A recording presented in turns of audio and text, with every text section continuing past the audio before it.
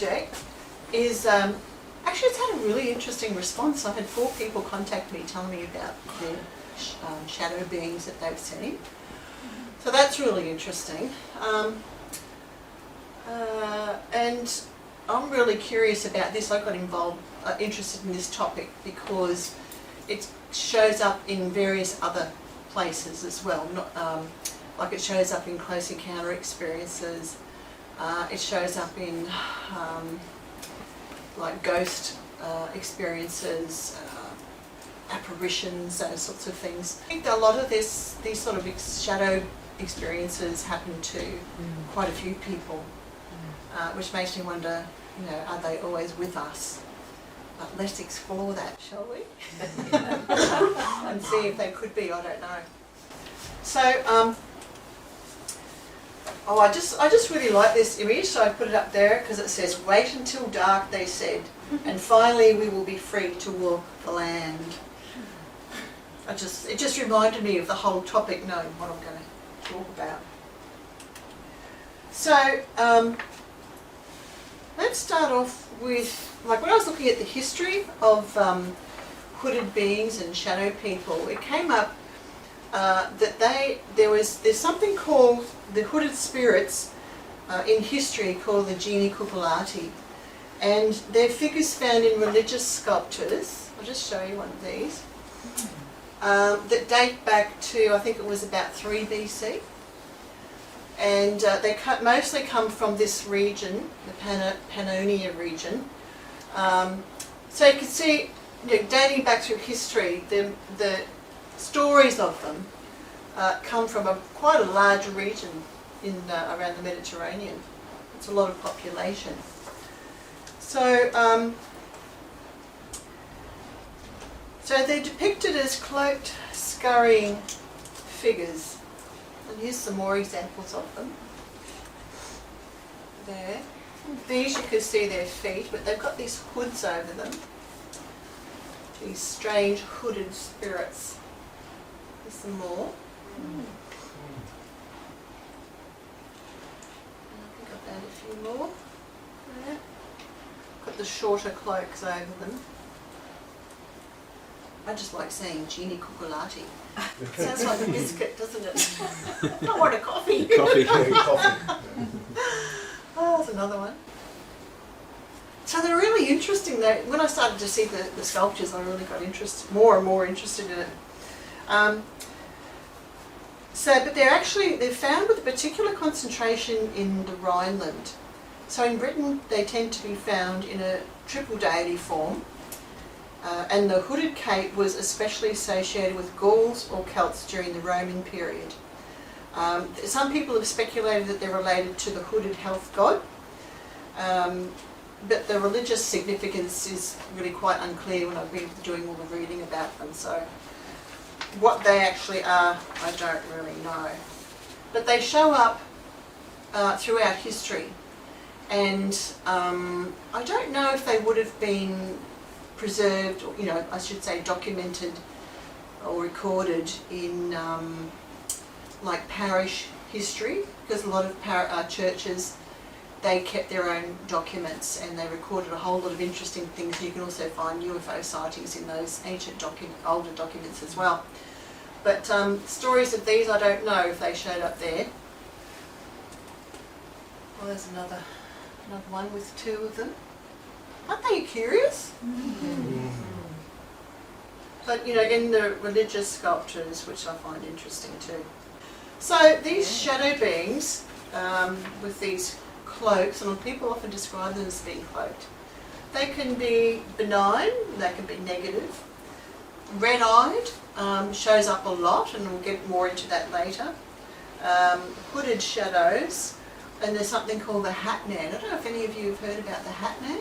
Yeah, you have. Yeah, because I heard a story from a woman at the Paradigm Shift Summit on the Gold Coast in August.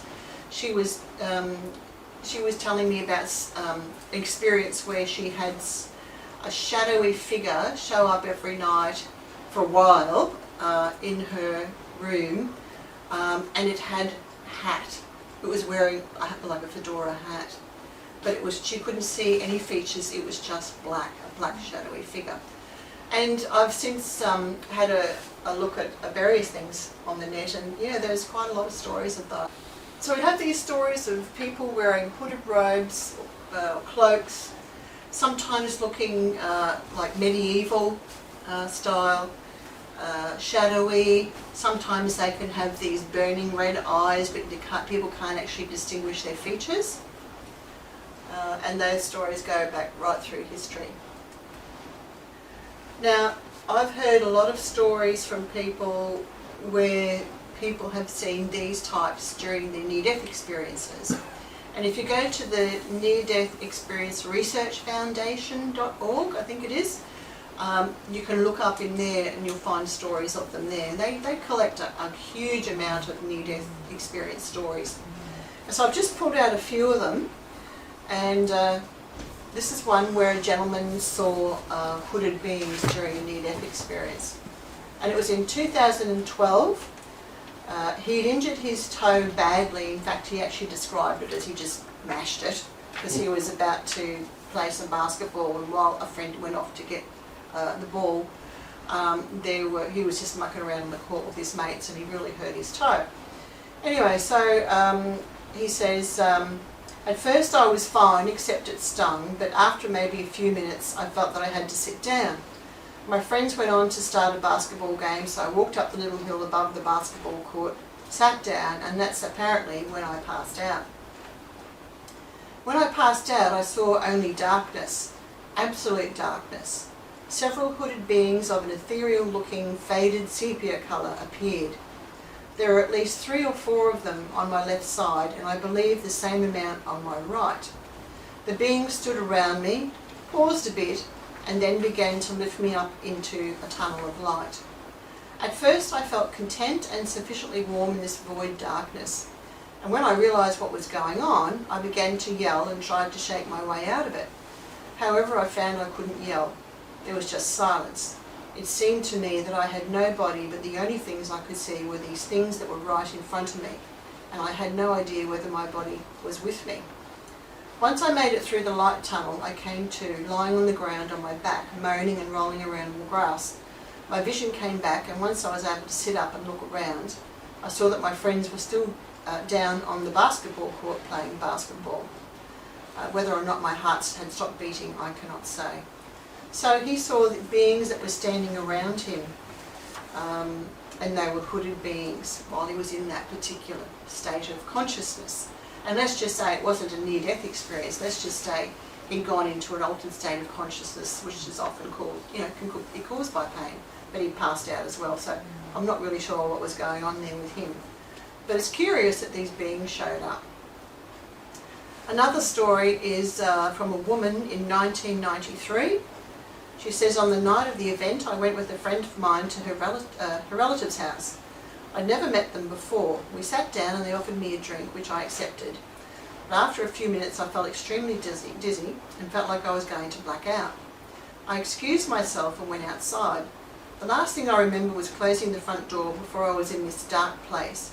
It was as if I was in the sky at night with no stars or clouds. But I could see fine. I couldn't move or say anything, but I'm not sure if that was because I was so scared or some other reason. I was standing between 2 hooded robed figures like monks wear. I knew that they were trying to decide or fight over what my fate was going to be. They didn't speak in words. It was like telepathy, but more direct. I also remember a large circle, but I don't remember what its purpose was.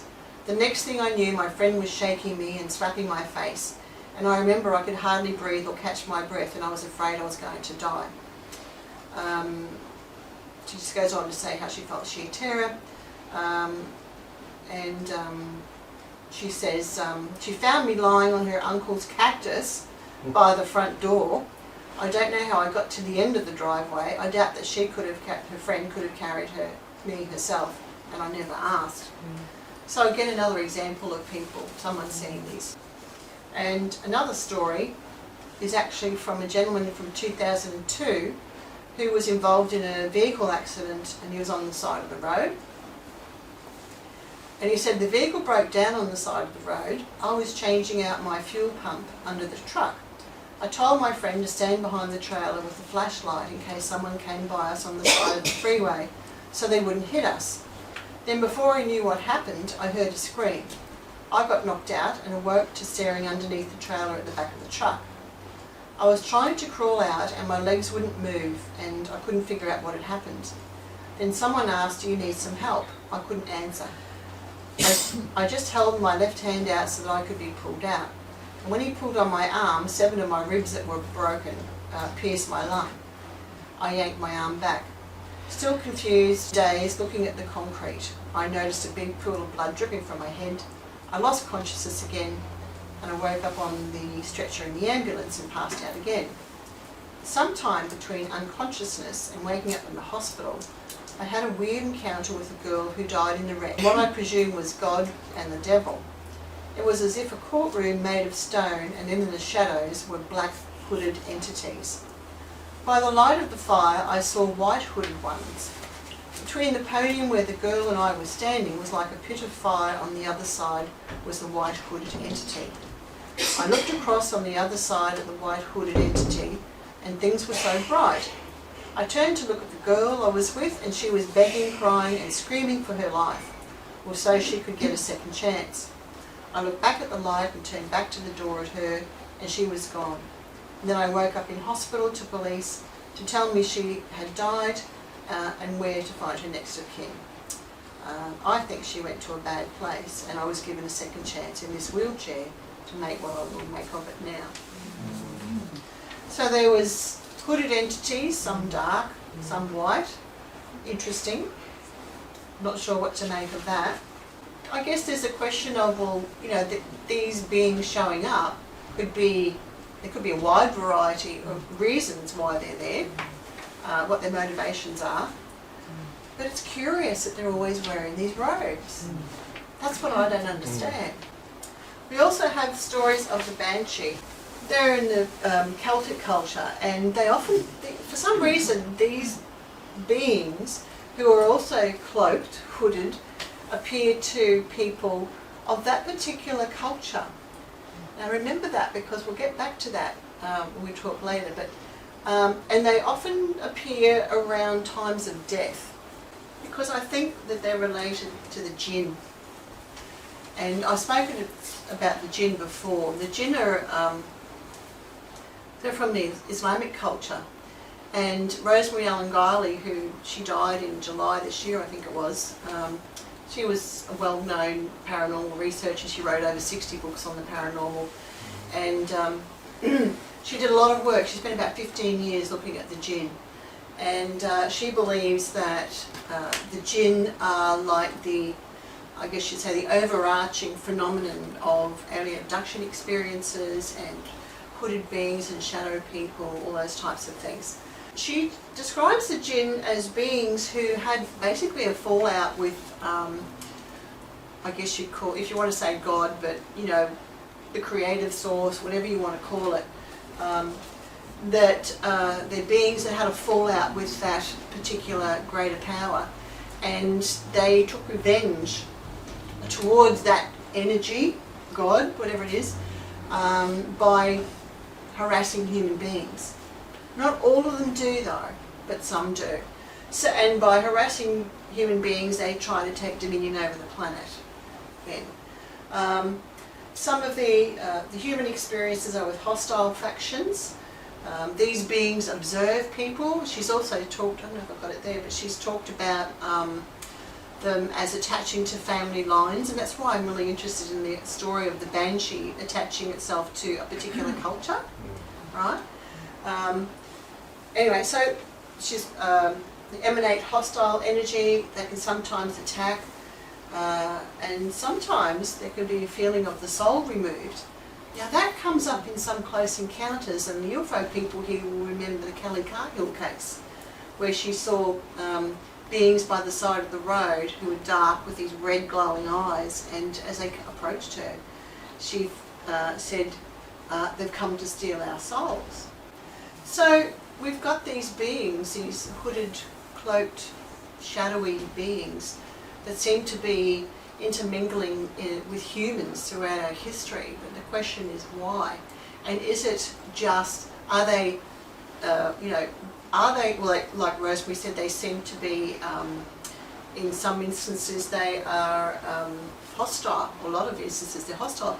But she's also talked in other places where some of them can be quite benevolent. They can either work for you or against you.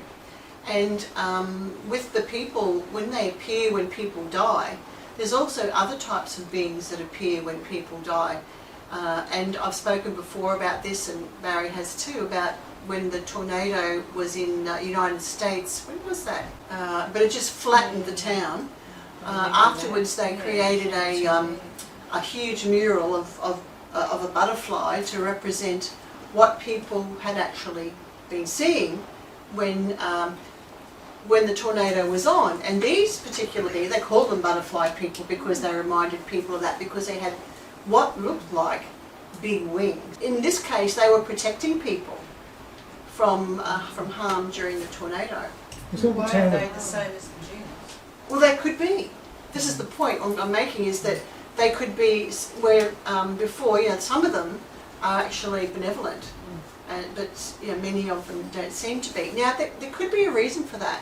It could be that the hostile experiences are being more reported. That's one aspect. And whereas the positive ones are lesser reported. But why would that happen? Because people are more likely to report angelic experiences than alien abduction experiences, because they're more accepted in religious terms. So I'm not really sure about that idea. Actually, I'm not sure about any of it, of course. Who is? So, moving on to the Hat Man. They're often reported, actually I think there's a book with that particular image on the front of it, but they're often reported with these dark glowing red eyes. That comes up a lot too, and you heard it before in some of the stories. And they're humanoid in shape with these red glowing eyes. Not always with red glowing eyes, but often. Blacker than night. They wear a long trench coat. They float when moving. Often the cloak that they're wearing, it goes down to the floor, but you don't see their feet. Okay, it just sort of disappears into the ground. Wear a fedora hat. They move through and touch solid objects, or can. Manifest in situations of intense negativity and family dysfunction. And that's really interesting, because that also comes up in the histories of people who report alien abduction experiences. It can also come up in the histories of people who have near-death experiences. With the present since childhood, they often come up in dysfunctional situations in childhood, okay? In the childhoods of those who report them. And they're more malevolent than friendly, which we were talking about before. I've had people report these sorts of things, not Hat Man, don't call them Hat Man, but big beings that wear hats. Sometimes they don't, but they're black shadowy figures.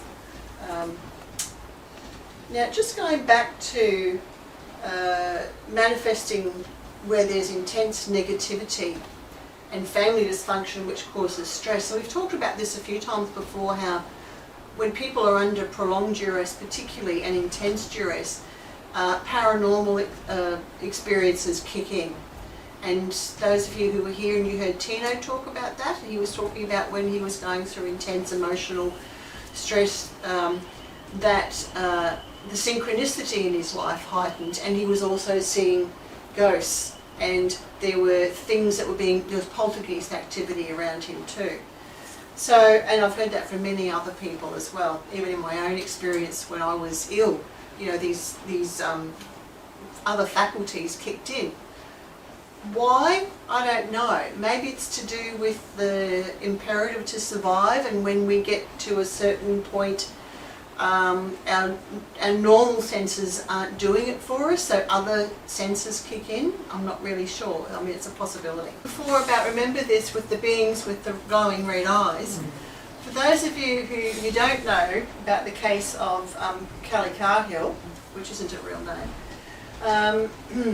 this occurred in 1993 in the Dandenong foothills, which I mentioned briefly before, and it involved Kelly and her husband were driving home on the highway, I think it was in the early hours of the morning, and they saw a craft on the side of what they thought was something on the side of the road. They pulled up and they saw this. They pulled over to the side of the road. There were other witnesses. There turned out to be another car that pulled up behind them and a third car. But initially they weren't aware of that. And so what appeared was through here, a being came down. You can just vaguely see a little thing there. And then a whole lot of them came out. And they had these red glowing eyes, which was interesting. This is what, this is where I see the continuation of a possible phenomenon. I mean, I could be grasping, it may not be any connection, but so Kelly had missing time, and anyway, eventually the next thing they know that they're back in the car driving on the road, going back to their home. And that was a sketch done that had these eyes were the most prominent feature. In this case, like many other cases, you've got something that looks like a craft, like some sort of vehicle that carries them through to here, right, to wherever we are. Whether that comes from a location that is a distance away, or whether it comes from another real dimension, I don't know. There are many stories of aliens wearing hoods or cloaks. This was a publication of the results of an online survey which had over 3,000 people respond, at least to the first phase, for people who thought that they had had close encounters. And in here they collected in one particular chapter the descriptions of beings that people had seen who they thought were aliens, non-human intelligences, but they were wearing cloaks. Now they were described as either long dark cloaks, medieval looking cloaks. There was one case of a silver cloak, that went down to the ground. And these were reported to be seen on what they called aliens, as like the 3 foot tall little greys with the inverted pear-shaped heads, with tall ones that they're so tall that they sort of have to hunch over because of the ceiling. That gives you an idea of the height. And a wide variety of descriptions of what people were calling extraterrestrials. Now whether they were or not, I don't know whether they were extraterrestrial, but this is what they were seeing. Some of them they identified as female, and some they thought were, I think from memory the impression was they got the gender from their impression of the being, not so much of their physical characteristics, okay? But it's a very interesting phenomenon that goes over from the Djinn to the extraterrestrial phenomenon. Why would extraterrestrials wear cloaks? What's the point? We know there's many cases where they don't, but they do as well. So this description is small nose, pastel blue skin, long bluish robe, silver hooded robe of average height, tall beings with fair hair and beautiful. Others were smaller, only 3 or 4 feet, and wore cloaks. Pointed chin and yellow pale silky skin. Others almost 8 feet. Very thin, white skin, no or little hair, wearing dark cloaks. Tall Nordic people and white in nature, with white hair, eyes blue, some grey eyes, facial features same as humans, always seem to be wearing a robe. Reptilians, greenish, tall and short, various shades of grey, sometimes wearing armour and sometimes a robe or cape. Tall grey female wearing a long robe with a hood over her head. A white grey, around 6 feet tall, white pearlish skin, wearing white and silver cloak type of clothing. Interesting. That's just a handful of many descriptions where they're wearing cloaks. Some of you will have heard of the Westall case, which is the Westall UFO incident, happened in 1966 in Melbourne, and in a suburb in Melbourne, and where there was a craft that was seen coming down. It landed, actually it went up and landed another time, I think another 2 or 3, I'm not sure now, But the main incident was where over 200 students and staff saw these UFOs. Now, one of the witnesses to that lives in this area, and he's been here before. He's spoken. That's Derek, who's been here, and he talked about his near-death experiences. Okay, his near-death experience. But in his description, when we were interviewing him, when he first came forward, he talked about seeing beings wearing clothes. So I just thought I'd play this a little bit for you. I was on a chain and bar, and I actually swung out and landed on the ground and fell. I fell on the ground, and as I fell and went to get back up, So he's in the school. I heard a noise in the sky, and the noise was probably like a little bit like a bull roarer that the Aboriginals used to spin, but much quicker. And there was like a clicking and a staticky type affair. And I thought it was quite unusual, so as I looked, I saw 3 silver crafts circling the school. And they were, as they were circling, they were going around to the left and going lower all the time. And that was the only time I really seen 3 craft. But I got a bit of a fright and decided to let people know. And I ran straight up to the entrance that Mr. Greenwood had gone in just earlier. And I leaned into a doorway of the classroom and I yelled out, "Oh, these things are in the sky, Mr. Greenwood, these things are in the sky." And I ran back outside the classroom, out the side entrance towards the playground again. And as I ran out, I pointed to these objects, which by this were starting to hover over the Grange, and yelled at some kids at the other end of the sports table that were playing sport or doing something, that there's silver things in the sky. And I was a little bit, what could you say, I felt a little bit strange because I looked back and none of the students or teachers were following me. I thought, well, maybe they didn't hear me or maybe they're getting ready to come out. So I just thought, well, I'm not missing out, I'm going to go and have a look. So I jumped the fence immediately where the swings were, ran across the top of the oval toward the right-hand corner. I still couldn't see anything, and there was a bit of an elongation that you had to go down to like a flat area. And the barbed wire fence was down along where the flat area was. I crawled under the barbed wire fence. The grass being as high as it was, couldn't see anything. I decided to, just 80 metres away, climb a corner barbed wire fence post. I thought maybe if I get on top of that I'll be able to see what's going on. And there were these supports that come out either side of the post, which made it very easy to climb up. Being barbed wire, it was easy to cut yourself.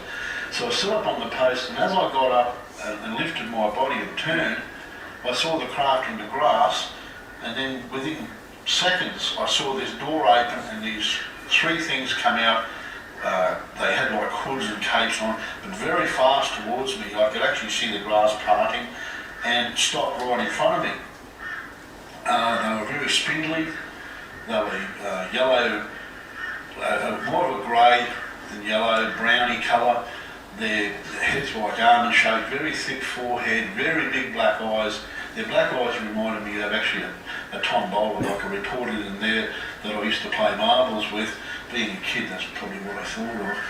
The arms and legs were very spindly, 4 fingers, no thumbs.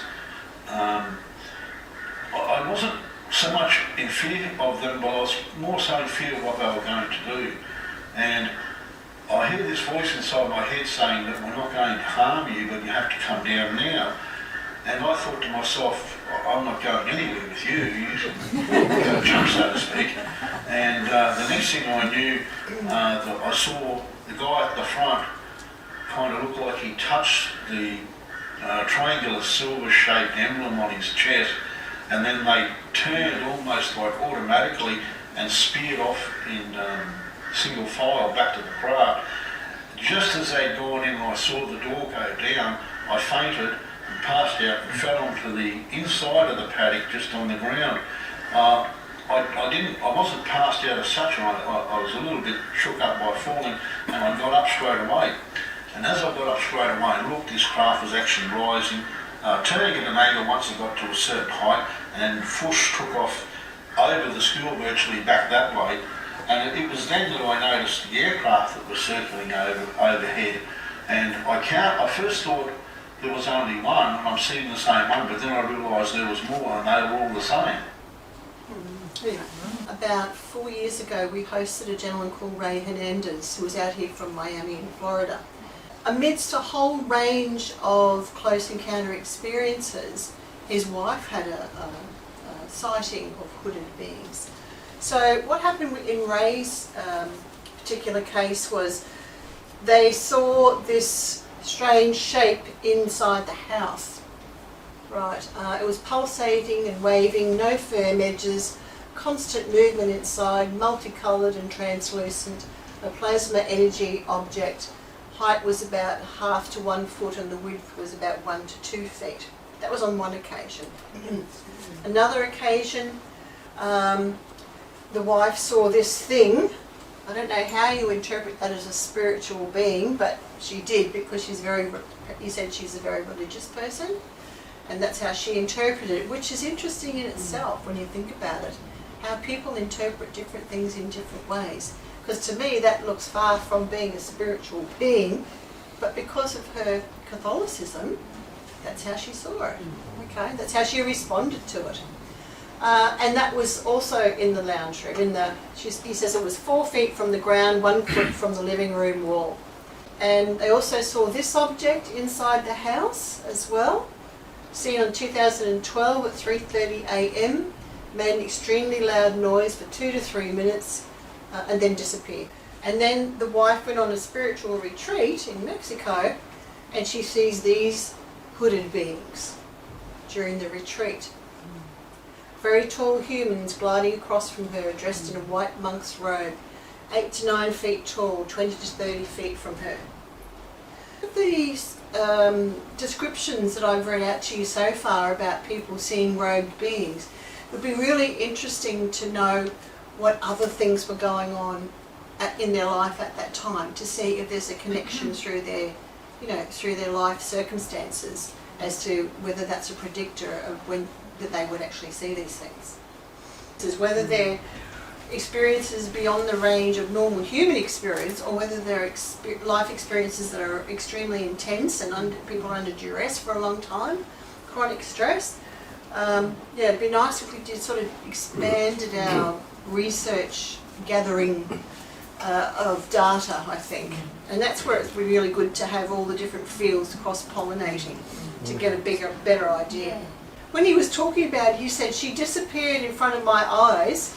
I think it was for about 15 minutes, because the next thing he knows, he goes up the stairs and he lays down on the bed.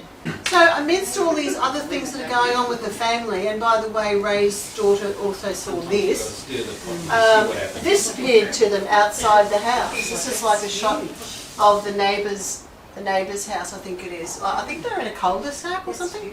And this thing, and he described it as like looking at the universe inside this particular shape. So what that means, I don't know. But you can see he saw it for 45 minutes.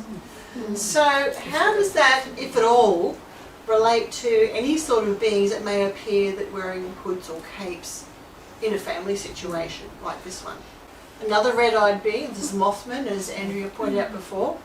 But I did find these red-eyed beings really interesting too, that are presented in different ways, but with this commonality of the red glowing eyes. And I assume everyone knows about the Mothman, but going back to the Mothman being like the Banshee as a harbinger of death, which happened in Point Pleasant in 1967 when the bridge collapsed. A lot of people died. So this police officer was, when was this? This was in, not that long ago, 2014. A police officer was forced to retire after alleged encounter with red-eyed beings. And this was in Argentina. He was given an early retirement years after his alleged disturbing encounter with red-eyed beings. I think it goes back to 2006 when the actual event occurred. The officer was very traumatised by his encounter, so he was never able to return to work and faced mandatory retirement. So it actually occurred in March 2006. It was 9:30 p.m. Luis Sergio Paqueta was on a motorcycle patrol for cattle rustlers between two towns located in central Argentina. Paqueta was about 12 miles southeast of Pico, near the town of Durilla. on a rough road in an area known as El Cruce de Canas when he radioed to police headquarters that something strange was going on and he requested support. Paqueta last reported that he was investigating the situation when radio contact with the officer was lost and he vanished for hours. A large-scale dragnet was soon underway with high-level officials joining the search. The 31-year-old Paqueta, father-to-be who was well regarded by his superiors, was found hours later by a farmer about 12 miles from where he first reported trouble. He was lying on the side of the road in the fetal position with his extremities in a rigid position and evidence of severe emotional shock. And when his police superiors arrived on the scene, the inspector attempted to speak with Paqueta, who was unresponsive. He eventually helped Paqueta to exercises, but the officer insisted on concealing his face. Paqueta told the inspector that he was followed all night by two entities with red eyes. He described his pursuers saying they looked transparent and had red eyes. Their eyes made my head hurt. They told me that what they wanted me to do, they told me they would come for me tonight. The officer told investigators that he initially saw something that prompted him to unholster his sidearm. He evidently dropped his two-way radio and cell phone and firearm in the panic of the moment and fled the area with the red-eyed entities following him. According to a report prepared by a researcher of the case, Paqueta eventually stood up and began to weep, never revealing his face to the others and wouldn't open his eyes. He repeated how the creatures had red eyes and that they would come for him at night. But again, I'm asking myself, why have these beings got these glowing red eyes, and why do they sometimes show up like that in these shadow being reports? I'm not really sure. It doesn't quite make sense to me. But I think that there is some sort of connection, but whether it's accurate and what it is, I don't really know. Is it related to the UFO phenomenon? Is it related to ghost phenomenon, the banshee, the Djinn? I mean, is Rosemary Guiley right? Is the Djinn phenomenon really the overarching phenomenon for all of these experiences, or a percentage of them? I don't know. This is about the origins of the Great Seals of the United States found on the backside of the $1 bill, which you're all familiar with. Thomas Jefferson was a Mason, Benjamin Franklin a Rosicrucian, and John Adams was a Mason as well. And they were commissioned on the 4th of July 1776 to design these seals. One story is that they were given the design by illuminated Masons. And that's where that whole Illuminati term comes from. These are Masons who know everything above all other Masons, okay? Another story is that while trying to design this seal in his home in 1782, Thomas Jefferson was suddenly approached by a being cloaked in black. The being allegedly presented Jefferson with a red velvet bag which contained 2 plaques. Turning around, the being walked into Jefferson's garden and mysteriously vanished. And then they put the seals on the money. Now what's that? Now I first heard Linda Moulton Howe talking about that story. So I thought, no, she can't be right, that's right. Go onto Google, and yeah, there's stories after story of that, about that. But whether it's real or not, I don't really know. But or whether it's a combination of a few things, whether the 3, because of their Masonic and Rosicrucian connections, were visited by a being who delivered that to them. So I guess, what are these cloaked beings, these hooded beings? I don't know, but I get the feeling, and you know, this is just a hunch, but from putting all of that together, to me they seem to be, you know, either with us but out of our normal visual range, or they drop in and out of our reality, or they intersect our reality at various times for a whole lot of reasons, probably for their own agendas. I don't think they really give too much of a damn about humans, and I think in this field humans tend to become a little bit anthropocentric and think that it's all about us, but I don't think it is. But we happen to be a sideline to those interactions of the realms.